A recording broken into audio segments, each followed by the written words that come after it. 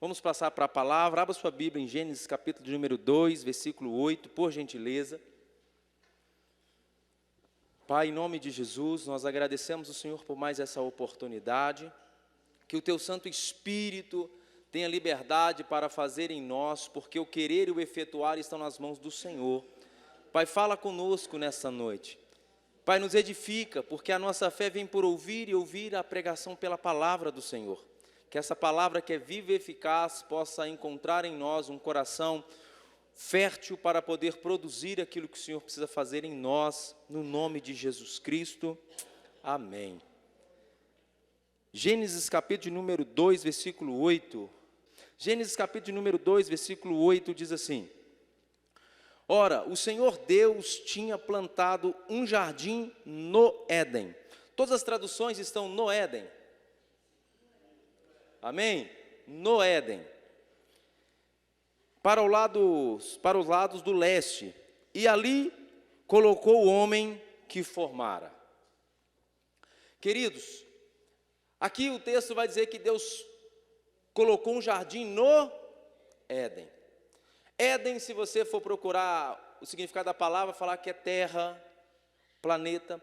Deus cria o homem, Deus prepara um ambiente para colocar o homem. E esse lugar foi aonde? O jardim. O que jardim significa? Lugar de delícias. Deus cria todo um ambiente para a habitação da coroa da criação, que é o homem. Como um pai que deseja muito um filho, ele prepara todo um quarto, prepara todo um ambiente para a chegada desse filho. E ele prepara tudo para poder receber o filho e colocar ele no melhor lugar possível que ele possa dar. E Deus, ele preparou todo o ambiente. Deus planta um jardim no Éden. Ou seja, Deus cria um ambiente para colocar o homem aqui na terra. E Deus prepara alimentos, Deus prepara tudo. Nós costumamos dizer jardim do Éden. E após essa narrativa, depois os próximos vão falar jardim do Éden, porque a primeira vez que vai aparecer falando do jardim é esse texto, e vai falar jardim no Éden. E depois, como ele já estava aqui, agora se tornou um jardim do Éden. E eu quero, nesse dia tão especial, falar com você sobre o caminho de volta ao jardim. Deus, ele tem um plano para o homem. E Deus não muda o seu plano em hipótese alguma. No jardim, tinha algumas coisas assim que são singulares. No jardim havia responsabilidade. Quando Deus coloca o homem no jardim, Deus falou com o homem assim: você agora é responsável em cultivar o jardim e guardar o jardim. Deus fala com o homem: você precisa agora cultivar e guardar, a responsabilidade é sua. Eu criei um ambiente, mas você tem responsabilidade em manter esse ambiente. Ali no jardim tinha provisão, porque as árvores davam os seus frutos e os homens poderiam se alimentar dela. No jardim tinha relacionamento profundo com Deus. Ao cair da tarde, Deus vinha e se relacionava com o homem. No jardim havia pureza. Eles estavam nus e não se envergonhavam. No jardim tinha paz e um bom relacionamento em família. Você não encontra uma narrativa aqui no jardim, brigas e discussões familiares. Porque quando Deus cria o homem, Deus cria Adão, e depois ele diz que não é bom que o homem esteja só. E Deus cria para ele uma auxiliadora. E geralmente quando há um conflito não resolvido entre um casal, geralmente qual é a questão que eles falam? É melhor ficar sozinho do que mal acompanhado. Mas esse não é o plano original de Deus para a família. Porque o plano original de Deus está aqui, dentro das Escrituras. Aqui havia comunhão, havia fraternidade. Deus cria os animais, cria tudo e diz para o homem: dominai. Mas quando Deus cria Adão depois cria Eva, ele cria os dois para o quê? Um relacionamento íntimo e profundo de respeito, de mutualidade, de amor e de compromisso um com o outro. Deus não disse: Adão, você vai dominar sobre a sua esposa, você vai mandar nela. Não fala nisso. Pelo contrário. E Jesus depois vem na frente nos ensinando esse plano original, quando ele vai dizer que nós devemos perdoar uns aos outros e amar uns aos outros, suportar uns aos outros em amor. Só que no jardim, o homem tinha uma responsabilidade, que era guardar o jardim. Só que quando a serpente entra no jardim, ela consegue seduzir o homem. E no jardim havia duas árvores que eu quero frisar. Havia a árvore do conhecimento do bem e do mal, e havia a árvore da vida. Duas árvores que a Bíblia faz questão de frisar ali no Gênesis. A árvore da vida, não há proibição alguma para que o homem não pudesse comer. A única proibição ou limitação que Deus colocou foi a respeito da árvore do conhecimento do bem e do mal. O Senhor disse dela: não coma, porque o dia que você comer, você vai morrer. E havia essas duas árvores, e o homem foi seduzido, porque ele baixou a sua guarda no seu papel de guardar o jardim. E ele então é seduzido a fazer aquilo que Deus disse que ele não deveria fazer. E ele come daquele fruto do conhecimento do bem e do mal.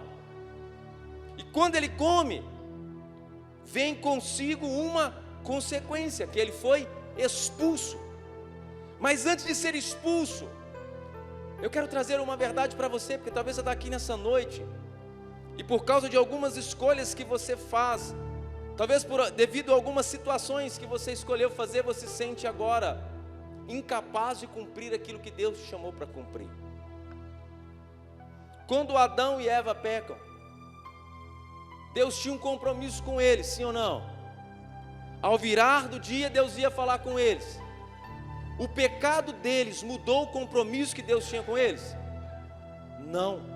Deus voltou no mesmo horário e no mesmo lugar que ele tinha marcado com o homem. O seu erro não muda o plano nem a responsabilidade que Deus tem com você. Deus estava no mesmo lugar, mesmo sabendo que o homem havia pecado. Talvez você está se perguntando: onde está Deus? Deus continua no mesmo lugar que Ele te chamou para se relacionar com Ele. É você que está escolhendo esconder atrás das árvores. É você que está escolhendo sair da onde Deus te chamou para estar. Deus estava lá, Adão não estava. Deus não desiste, Deus continua indo atrás. E nessa noite Deus também está te chamando de volta ao lugar original que Ele te chamou para estar, que é na presença dEle. Fora do jardim há problemas.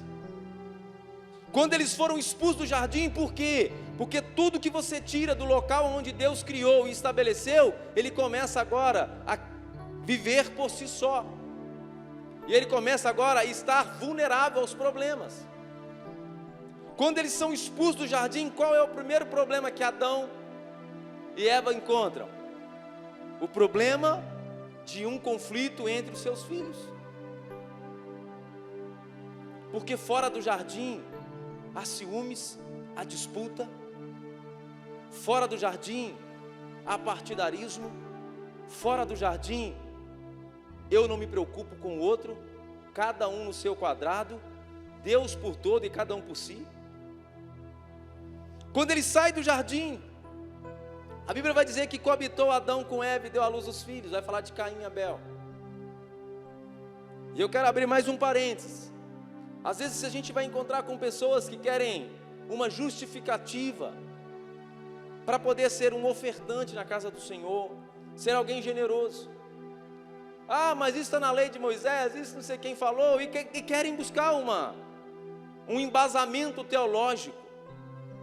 E muitas vezes não encontram aquilo que querem e não cumpre aquilo que Deus chamou para fazer. Porque quando Caim e Abel vai aparecer na Bíblia, o que eles estão fazendo? Ofertando a Deus. Não havia lei, mas havia princípio. Eles aprenderam isso com quem? Creio eu, com seus pais. Por que eu estou te falando isso? Porque todos que têm um coração grato não conseguem ser generoso com aquela pessoa que ele é grato. Se alguém te convida para um aniversário, geralmente qual é a primeira preocupação que vem no seu coração? Tem que comprar um presente. É ou não é verdade? Por quê? Porque você diz assim, não, a pessoa me honrou com um convite, eu não posso chegar lá de mãos vazias. Pode ser um presente simples, mas você vai chegar com alguma coisa. E às vezes quando nós falamos de Deus, nós não chegamos mais com os nossos presentes.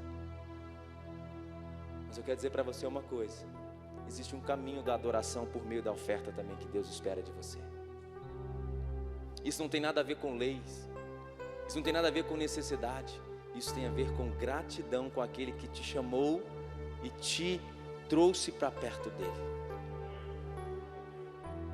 E Caim, por causa de estar fora do jardim, ele mata o seu irmão. E eu quero dizer para você uma coisa, querido. Quantos que estão assassinando os seus irmãos também dentro da igreja no dia de hoje, porque estão fora do jardim de Deus? Eles congregam em um lugar, mas não vivem no jardim de intimidade com Deus. Porque João vai dizer isso. Porque se eu odeio o meu irmão, eu sou um assassino. E às vezes nós não atentamos para a palavra e perguntamos aonde está o erro. Porque Adão, Deus não interviu na sua decisão, mas também Deus não arcou com a consequência da culpa dele. Sabe por quê, querido? Eu tenho direito de escolher o que eu quiser, só que eu também serei escravo das consequências das minhas escolhas. E às vezes nós não nos atentamos para isso, porque Adão estava no melhor lugar, porque ele estava no lugar onde Deus preparou para colocar o homem, mas ele escolheu comer da árvore que Deus disse que não era para ele comer, então ele foi expulso do jardim. Quero que você faça uma reflexão sobre as suas escolhas. O que você está colhendo hoje, talvez seja resultado das escolhas erradas que você tem feito fora do jardim de Deus. Porque se você não está no lugar onde Deus te plantou, você talvez não está relacionando com Deus como Deus quer que você relacione. E isso vai trazer sobre a sua vida, sobre a sua família, consequências. Não é que Deus quer, é onde as minhas escolhas vão me levar. E aí quando o Senhor ele expulsa o homem do jardim, qual foi o anjo que Deus colocou lá na porta do jardim? Deus colocou os querubins. A Bíblia diz que Deus colocou querubins. E aí eu quero que você mergulhe comigo. Por que Deus coloca querubins? Se Deus quisesse de uma forma agressiva colocar um anjo ali para poder realmente lutar, Deus teria colocado Miguel. Porque quando Daniel estava orando e foi interrompido no mundo espiritual, quem foi o anjo que Deus mandou para poder guerrear e resolver? Miguel. Mas Deus coloca os querubins. Por quê? Porque Deus já estava mostrando para o homem que havia um lugar para o homem voltar. Aí quando você vai ver, quando Deus dá a revelação a Moisés do tabernáculo, aonde os querubins estão? Em cima da arca da aliança, com as pontas das suas asas encostando uma na outra, aonde no centro dela manifesta a glória de Deus. Porque no jardim é muito mais do que um lugar, é onde a glória de Deus se manifesta plenamente. Quando você vai ver a visão de Isaías do trono de Deus, quais são os anjos que estavam lá? Os querubins. Quando Ezequiel vai ter a visão do trono, Ezequiel 10, quem eram os anjos que estavam diante do trono? Os querubins. Quando João vai ter a revelação do céu e vai ver tudo aberto, quem estava lá? Os querubins. Porque Deus não estava guardando, queridos, um lugar geográfico. Deus estava guardando aonde a manifestação da glória de Deus é plena. Aonde a sua manifestação, aonde o homem. Porque Deus, ele disse, eu agora tenho que expulsar o homem do jardim, porque ele não pode comer da árvore da vida dessa forma. Porque se ele comer assim, ele vai viver eternamente assim. Mas existe um caminho de volta para o jardim, aonde Jesus começou agora a reconstruir o caminho de volta. E Deus já tinha apontado isso lá atrás no Gênesis, que da mulher ia nascer aquele que ia vencer a serpente. Se a serpente seduziu o homem para sair do jardim, o cordeiro venceu na cruz para me levar de volta ao jardim.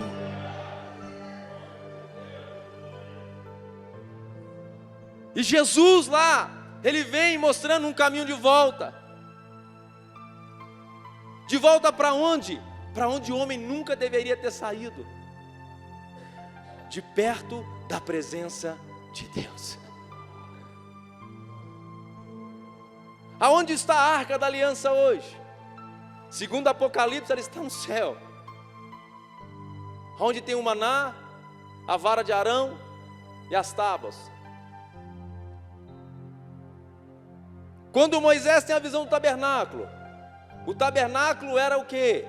Era uma invenção humana. Era uma ilusão de um homem religioso que tinha que criar uma estratégia para poder prender o povo. Não, era uma revelação divina do que estava no céu e ia trazer para a terra para que o homem pudesse entender o que tinha no céu para ele. Mas Adão vivia essa plenitude, eu creio, lá no jardim. E quando Deus coloca a arca da aliança, Deus começa a criar os compartimentos, se eu posso usar essa palavra. Aonde a arca estava? A arca estava no Santo dos Santos, ou no lugar santíssimo, aonde só alguns homens poderiam entrar. Só que para ele poder entrar, ele tinha que passar por um processo que já estava apontando para o sacrifício do cordeiro. Porque ele só poderia passar e entrar no Santo dos Santos se ele oferecesse uma oferta de um animal inocente para a purificação dos seus pecados. Já era uma simbologia o que Deus estava trazendo para o homem. Você saiu do jardim, mas o meu plano para você continua. Eu vou deixar algo aqui que você tem que lembrar, você tem que entender que o lugar que eu tenho para você é no Santo dos Santos. E quando Jesus ele vai para a cruz, quando ele morre, a Bíblia diz que o véu se rasgou de cima a baixo. E Hebreus capítulo de número 10, versículo 20 vai dizer que agora ele nos abriu um novo e vivo caminho. Caminho para onde, irmãos? Caminho para o jardim de Deus, para o lugar de delícias. Caminho para onde a presença de Deus se manifesta. Aonde você e eu podemos estar como Adão, nus, mostrando quem nós somos sem ter medo nenhum de ser criticado ou julgado, porque quem me criou sabe quem eu sou. Existe um caminho de volta para o jardim. Só que do mesmo jeito que o homem escolheu sair porque comeu da árvore, eu e você precisamos escolher voltar. Não é por imposição, é por arrependimento. Porque Jesus, Ele é a videira verdadeira e nós somos os ramos. Ele é, a Bíblia diz que lá estava a árvore da vida. E quem alimenta da árvore da vida, diz a Bíblia que vai viver eternamente. E Jesus disse que aquele que o recebe, passou da morte para a vida eterna.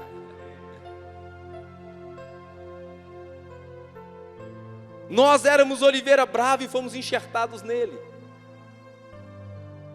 E para fazer o enxerto, eu não sou um especialista. Mas eu sei que quando você tem que enxertar algo, você tem que machucar a árvore que vai receber o enxerto. Você precisa cortar uma parte dela. Jesus foi moído e sofreu para que eu e você pudéssemos ser enxertados dentro dele. Se tornar um com ele. Esse é o caminho de volta para o jardim. Porque se o Adão pecou e pegou o caminho fora do jardim, o segundo Adão venceu e nos abriu o caminho de volta para o jardim. Por isso Jesus é o caminho, Ele é a verdade, Ele é a vida.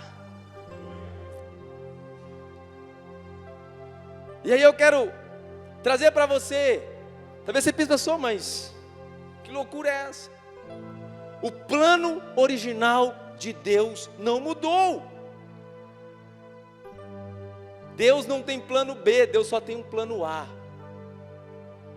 Deus não fez adaptação no seu plano para o homem. Abra sua Bíblia em Apocalipse, capítulo 22. Depois você lê esse texto com mais calma, texto longo. E você vai ler sobre a Nova Jerusalém, que desce do céu. E você vai ver o que tem dentro dessa Nova Jerusalém.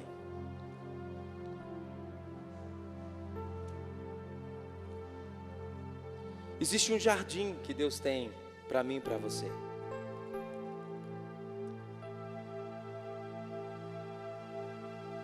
Existe um reino que você pode entrar. Apocalipse 22, versículo 2. Diz assim: no meio da rua principal da cidade, de cada lado do rio estava a árvore da vida, que frutifica 12 vezes por ano, uma por mês. As folhas da árvore servem para a cura das nações. Já não haverá maldição nenhuma. O trono de Deus e do Cordeiro estará na cidade, e os seus servos o servirão. A árvore da vida, ela está em Gênesis, mas ela também está em Apocalipse, porque o Senhor, Ele é o alfa, mas Ele também é o ômega. Ele é o princípio e Ele também é o fim. Ela está aqui, irmãos. E essa árvore é para mim e para você poder se alimentar dela.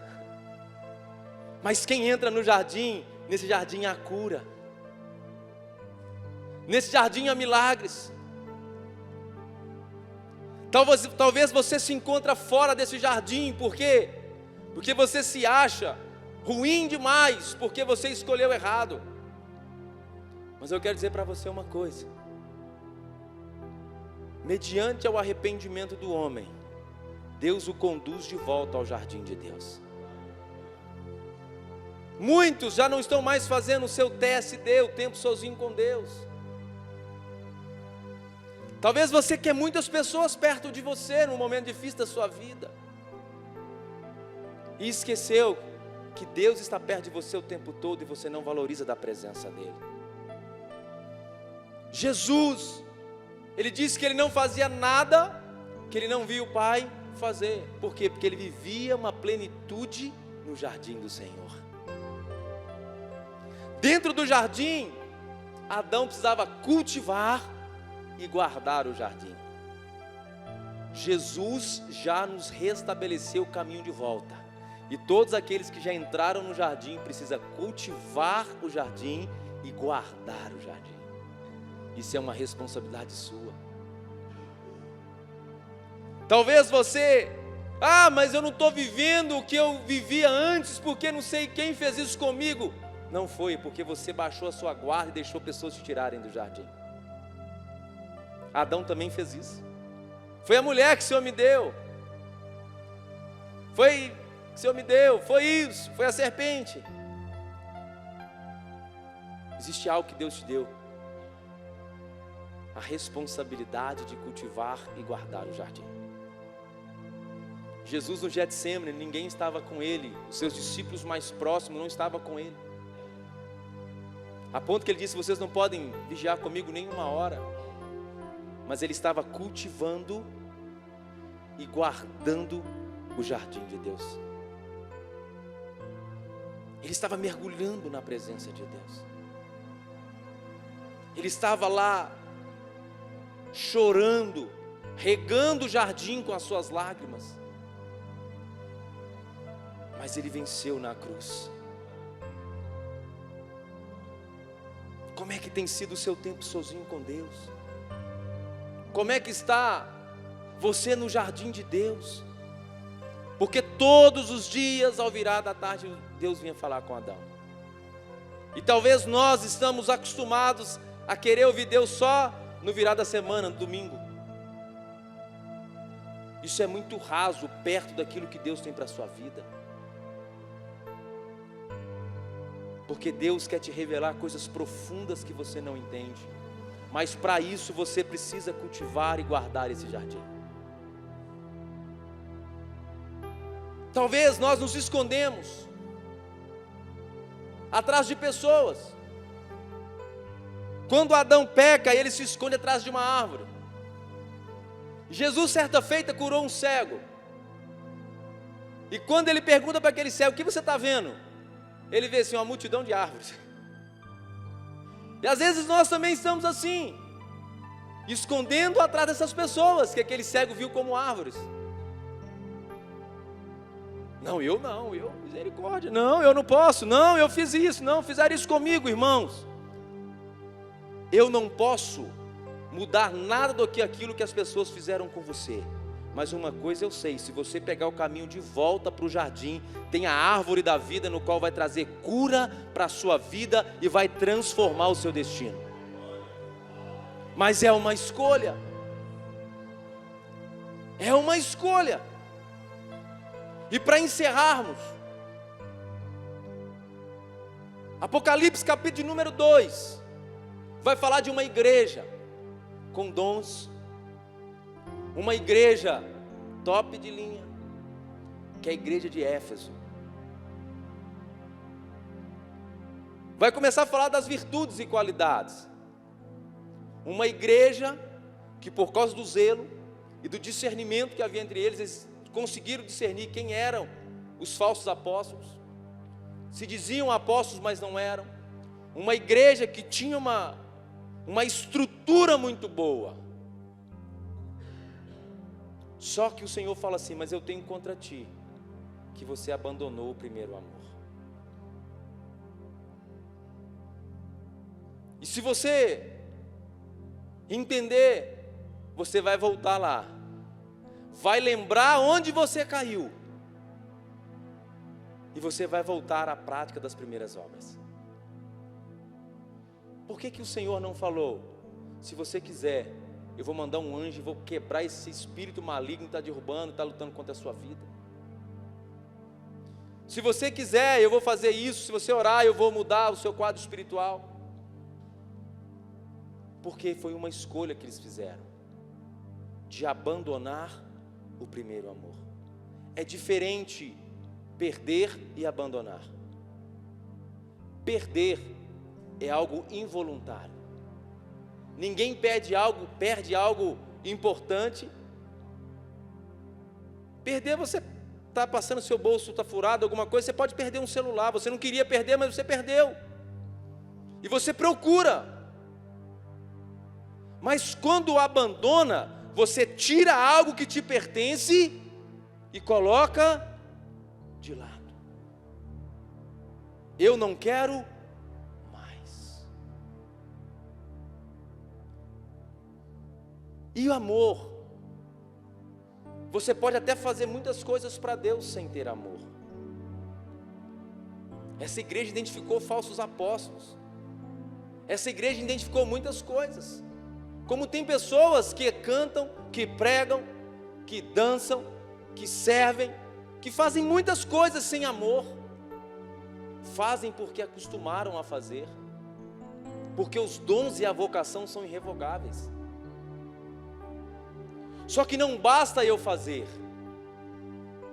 Porque Paulo vai dizer que ainda que eu fale a língua dos anjos, que ainda que eu entregue o meu corpo para ser queimado, que ainda que eu faça muitas coisas, se não tiver amor, de nada vale. Sabe por quê, querido? Porque amor não é um sentimento, amor é uma pessoa, amor é Deus. Deus é amor. E Deus não te chamou para fazer a obra para Ele, Deus te chamou para fazer a obra com Ele.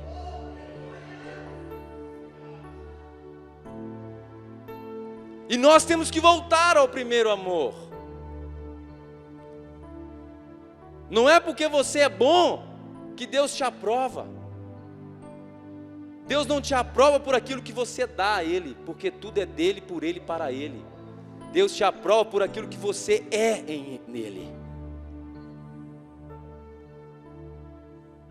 E quando eu volto para o jardim, eu volto para a inocência. E essa igreja, Deus promete algo fantástico, por isso eu estou falando dela, a igreja de Éfeso. Porque qual é a promessa de Deus se eles voltarem ao primeiro amor? Que ao vencedor, o Senhor daria o direito de comer da árvore da vida. E só pode comer da árvore da vida quem está dentro do jardim de Deus. Não tem atalhos. Não tem um jeitinho. Deus não nos chamou para ser religiosos. Deus nos chamou para ser adoradores no jardim dele. O jardim está disponível, querido. Adão quis sair porque escolheu mal, mas Jesus já corrigiu isso para a gente poder voltar. E eu quero te convidar a colocar sobre os seus pés para a gente poder estar orando. Aonde você quer ficar? Aonde você quer ficar? Fora ou dentro do jardim? Fora onde Caim mata Abel. Dentro é onde as famílias se protegem. Fora do jardim a fome, a destruição, a contenda, a discórdia. Dentro do jardim a comunhão, a pureza, a inocência. Não importa o que você fez, não importa a escolha que você fez, Deus te chama de volta para o jardim. Mas te chama com entendimento, porque aonde estão os querubins, ali também está a glória de Deus. Aonde eles estão, ali estão a glória. Ah, Senhor, mas eu sou assim, não tem problema. Isaías também tinha muitos problemas e Deus foi lá e falou: vamos lá, toca nele, muda a história dele. Quero te convidar a fechar os seus olhos. Eu tenho certeza que Deus ministrou algo forte ao seu coração. E se você se identifica com essa palavra, eu quero te convidar a pegar o caminho de volta para o jardim. É você e Deus. Quando o homem é expulso do jardim, sai Adão e Eva. Mas quando Jesus, ele vence na cruz, ele traz um reino de sacerdotes, uma nação santa. Ele compra para si mesmo reinos, povos de várias línguas. Ele compra e traz de volta filhos amados. Ele não veio para os sãos, mas ele veio para os doentes. É eu e você que precisamos do resgate do Senhor. Esse jardim é para mim, é para você. Talvez você se identificou com as características de quem está fora do jardim, mas esse não é o seu lugar. O seu lugar é dentro do jardim. Oh Espírito Santo. Oh Espírito Santo. O seu lugar é lá dentro. O seu lugar é dentro do jardim. Oh Espírito Santo. O seu lugar é lá dentro, querido e querida.